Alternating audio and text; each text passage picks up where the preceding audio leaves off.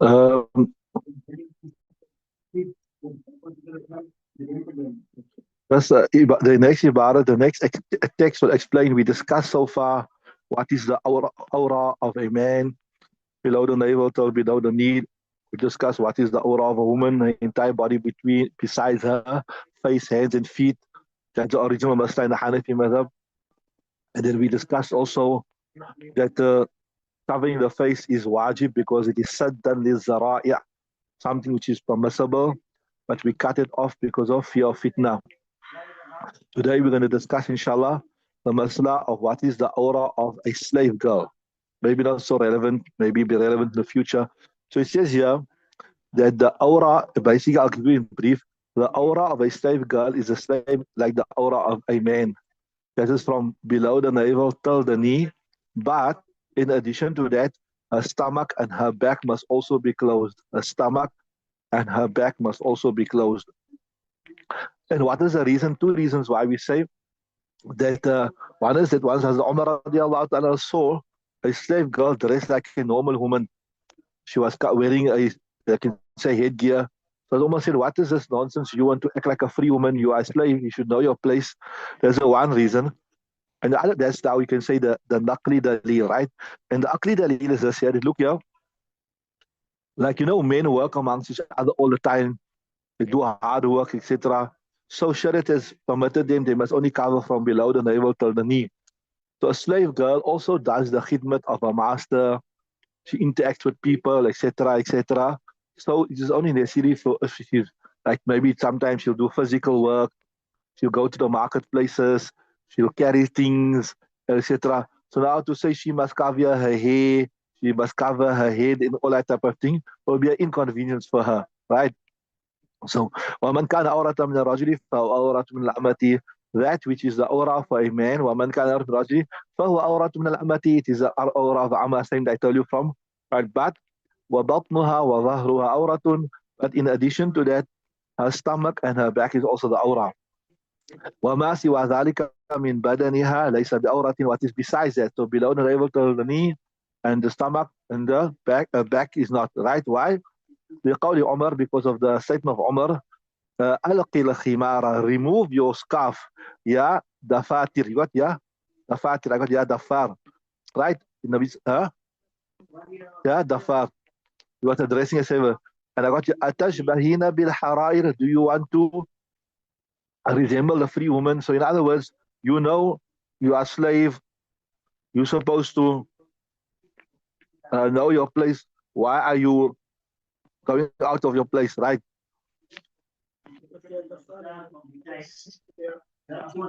Yeah? Loud, Akanya? Show me, let me see. Yeah, dafar. Okay.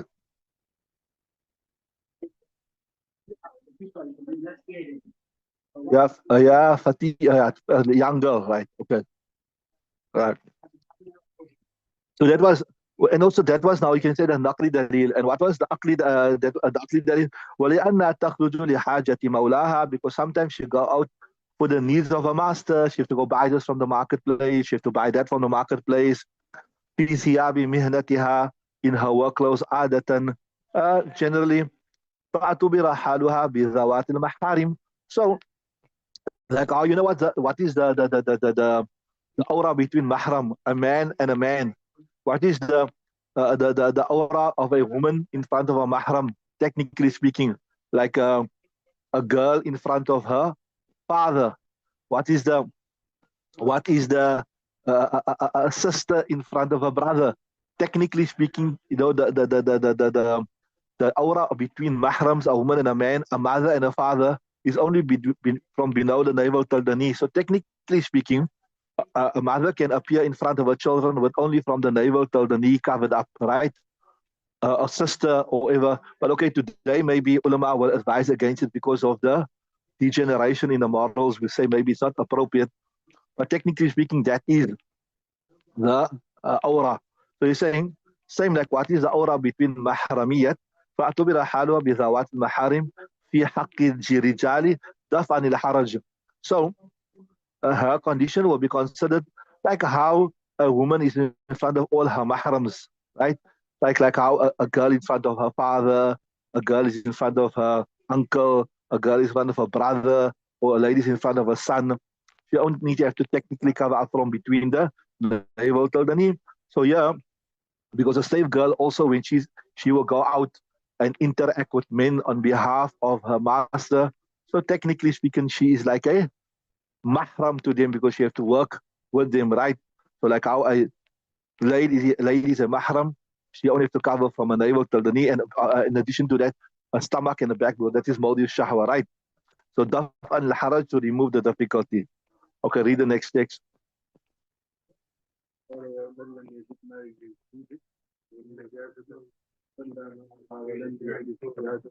وهذا على وجهين يعني كان ربع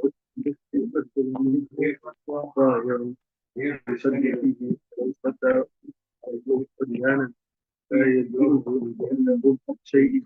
Right. So the next masla is interesting. Remember, we discussed this in detail that your clothes need to be free, it has to be clean from najasat, right? But sometimes it might happen like this here. You got soiled, but you can't, there's no way you can clean yourself up. Like, I think like maybe you're going to Palestine. They keep you for several hours there. They don't allow you to go. They interrogate you. So your clothes got messed. Now you got nothing to purify yourself, nothing, isn't sufficient water. What you gonna do? So see there. So it is relevant to, or maybe on the plane also. Okay, the plane there is water there. You can wash your clothes, or maybe you are imprisoned. Allah Ta'ala protect for any such scenario, right? Where walau lam yajid, if a person is not find ma yuzilu bihin najasata, that he can remove what it najasa, the najasa, salla ma'aha, then you will read your namaz, your salat like that. Walam yu'id, and you will not repeat it, right? ولو لم يجد ما يزيل بالنجاسة صلى معها ولم يعيد. So if a person did not find, so you were locked up, they locked you up, right? You messed, but you had just sufficient wudu, water to make wudu, right? Or you had wudu maybe, and you right. So they're saying Salah ma'aha, you will read Salah while you will not repeat it. Now, this case is where we say you must repeat, etc. Is a bit more. There's a bit more explanation. وَهَذَا عَلَى وَجْهَيْنِ. There's two things here. See, before we go forward, just look at me 1 second. Remember, we told you 1 foot is considered a lot in Shariat. What? 1 foot is considered a lot. That is why if 1 foot or more of a limb is exposed for 3 tasbihs and more, then what happens? That you're considered to have exposed the entire limb. So 1 foot is a lot. So they're saying, إن كان ربع الثوب أو أكثر منها طاهرا يصلي فيه. If, listen nicely, if your clothes, your underwear, or whatever was soiled, but 1 foot or more was pure, 1 foot or more was pure. That means uh, uh, even if 1 foot or more was pure, right? That means it wasn't the whole cloth wasn't covered in najasat, at least 1 foot or more was. Then you have no choice because 1 foot is a lot. You have to pray with the clothes on. You can't remove that clothes. That's what I'm saying. You understood that? They were saying إن كانت المنجس إن كان ربع الثوب أو أكثر منها طاهرا.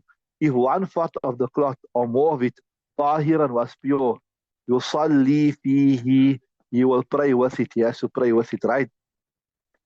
And if 1 foot or more, he decides, no, my clothes is najis now, I'm going to take my clothes off, right? ولو صلى أريانا لا يجزيه. If he decides to pray naked, right? If he decides to pray naked, whilst 1 foot or more is clean of his cloth, it will not be sufficient for him, right? ولو صلى أريانا لا يجزيه. Why? لأن ربع الشيء يقوم مقام كله. Why? Because 1 foot of something يقوم مقام كله. Right? 1 foot of something, it takes the place of the whole thing. Like how I told you, if you make masa of 1 foot or more of the head, it's sufficient, right? So as though his whole cloth was clean. Now, the opposite, the converse scenario. وإن كان الطاهر أقل من الربع فكذلك عند محمد. If the pure was lesser than 1/4, in other words, you can say 76% of the clothes was soiled. What? 1/4 is how much? Oh, sorry, yeah, 25%. So so more than one. So you're saying when kind of tahir aqalla, the pure, right, it was lesser than 25%. That means 76%, 77%, 78% of the kurta or whatever was soiled, right? وإن كان أقل من الربع فكذلك عند محمد. Then there's also coin the coin Muhammad. What will you have to do? You will have to still read what that cloth, right? Right. وهو أحد قولي الشافعي. And this is also one of the statements of Imam Shafi. Why? And this is the reasoning. So they're saying they don't look at 1/4 or not. They just say you even if more than 1/4 of the cloth is soiled.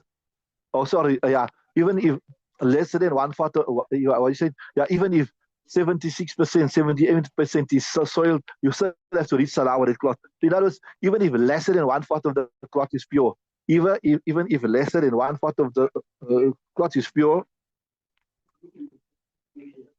you still have to read with your clothes on. Why? لأن في الصلاة ترك فرض واحد وفي الصلاة أريان ترك الفروض. So they're saying we don't look at how much of the clothes is soiled. If you got cloth, you have to read Salah. Why? Because they say, look here, when you read, if you take the clothes off and you read your Salah naked, right? Then you are leaving many farais out. Why? Because look here, when you read Salah naked, you have to sit and read. You sit and read. You don't stand. Why? Because when you stand, obviously your private organs are more exposed. So by sitting and reading, you are sacrificing your ruku, you're sacrificing your sajda, etc., etc. So you are sacrificing several farais. You are sacrificing several farais. So instead of sacrificing several farais, just sacrifice one farz, and that is that your clothes must be clean. So irrespective of how much of it is dirty, just stand and read just wear the clothes and read your salah. You understood that? لأن في الصلاة فيه ترك فرض واحد. Right? وفي الصلاة أريانا ترك الفروض. And in reading salah naked, ترك الفروض, you are leaving out several fara'id. Carry on reading.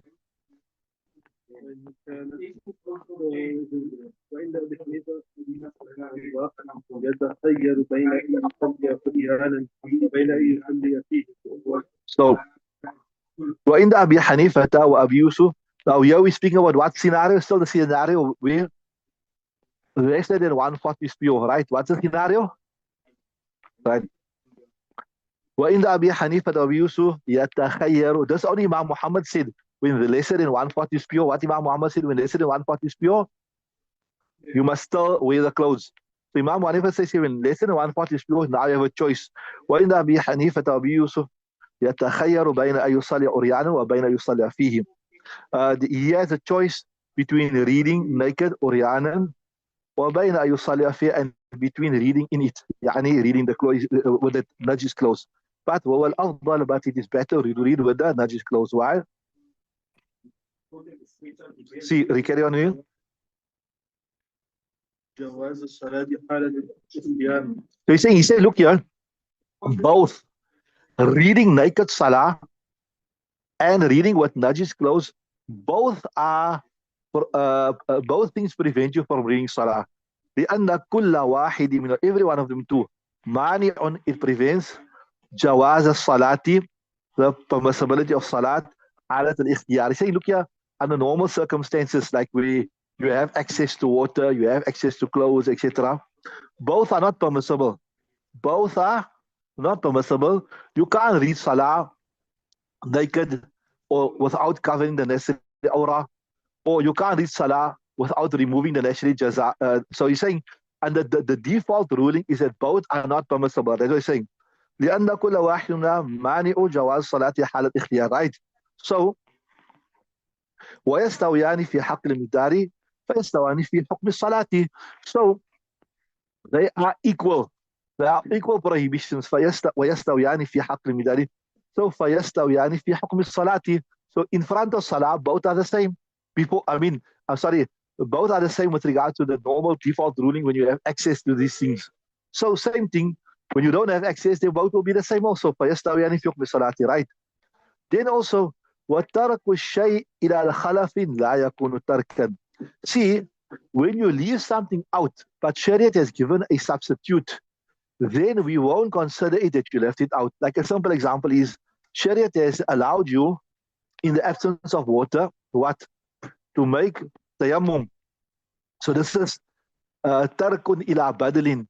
So we say, وَتَرْكُ الشَّيْء إِلَى خَلْفٍ لَا يَكُونُ تَرْكًا. When something is left out, إِلَى خَلْفٍ, to a substitute, لَا يَكُونُ تَرْكًا. So as though you are not leaving it out, as though it is there, right?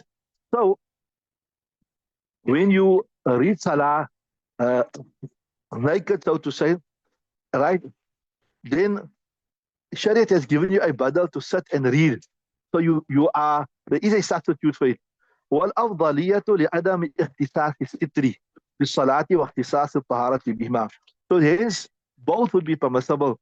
But now then you ask the question, why we say it's afdal to read with the najis clothes, right? وبين يصلي فيه, right? And he can read with it. والأفضل, and to read with the najis clothes is better. They say, look here, see, just look at me 1 minute. Whether you're in salat or not, it is not permissible to be naked. It is a hukum that encompasses salat time and out of salat time. Are you with me? And if you look at, for your clothes to be clean, there's only a condition for salah. So to have yourself covered is a more wider range compulsion. It's a more wider range injunction. So let's rather give preference to that and say that, look here, in salat you're supposed to be covered, and out of salat you're supposed to be covered. So don't compromise on a more far-reaching or wider-reaching injunction, is that in salat and out of salat you must be covered. You understood that? That we say, well, so if somebody asks, but okay, you're saying the same thing, right? You know, whether you read naked or you read both are conditions of salah. So why give preference? You say they are the same, so both should be permissible, right? But why give preference to the one? We say, yes, they are the same. They are both connections. They are both compulsory salah. But if you look at covering your sitr, in a way, it is more important because it is a compulsion. It's an injunction for out of salah and salah. والأفضلية لعدم اختصاص الستر. The reason why covering yourself and reading with nourished clothes after لعدم اختصاص الستر, it is because of the it's not being specific. The covering is not being specific. بالصلاة in salah, right? واختصاص الطهارة بها. And if you look at taharat, it is specific for salah. You understood that? Look at the next ibadah, right? وَمَنْ لَمْ يَجِدْ ثَوْبًا. Now this is the previous masail was where you had clothes which was soiled to 60, 76, 78%, and that choice was there, right? And the ikhtilaf. The next one is where you don't have any clothes at all. وَمَنْ لَمْ يَجِدْ ثَوْبًا. Like I told you, they imprisoned you, they took you to Guantanamo Bay, Allah Ta'ala protect, they threw you in the cell naked. وَمَنْ لَمْ يَجِدْ ثَوْبًا فَصَلَّ أُرْيَانًا. He read salah naked. قائدا, right? يومي بالرقي والسجود هكذا. Then he will sit and read. فعله أصحاب رسول الله صلى الله عليه وسلم. The companions of Rasul done it. فإن صلى قائما أجزاء. But if he reads salah standing, it will also be fine. لأن في القعود ستر الأورى. Because by sitting you are covering your aura. الغليظة, like you can put your private part of the man in between your legs, etc., like that, and your backpack is covered, right? So لأن في القعود ستر الأورة الغليظة وفي القيام أداء هذه الأركان. And when you're standing, your satr is exposed, but at least you're fulfilling all your arkan. So both has advantage and disadvantage. وفي القيام أداء هذه الأركان فيميل إلى أي ما شاء. So he can go to whichever one he wants. إلا أن الأول أفضل, but to sit is better. لأن الستر وجب لحق الصلاة وحق الناس. And here why it's better to sit, because look here, to cover your satr is a right that you as an individual owe to the salah, and you owe it to the public. That's a right that the public hold over you. You can't come in front of them naked. لأن الستر وجب له right. Right. ولأنه لا خلف له. And also look here, ولأنه لا خلف له. هو الإيماء خلف عن الأركان. And look here that you're saying that why it's better to sit and read instead of standing, Because this, if you stand and read, you're not covering up your exposure of your what? It doesn't have a substitute. You stand and read, you're compromising the exposure of your aura, which is not covered up with anything. But if you sit and you cover your aura, then there is a khalaf. What is a khalaf? You make ima, you won't bend completely down, you just go slightly down, right? Well, so to sit and keep your aura closed, it is better because you're fulfilling the right of the people, you're fulfilling the right of the salah, and also there's a khalaf, and that is ima. Right? Is that clear? So let's stop there. We'll continue tomorrow, inshallah.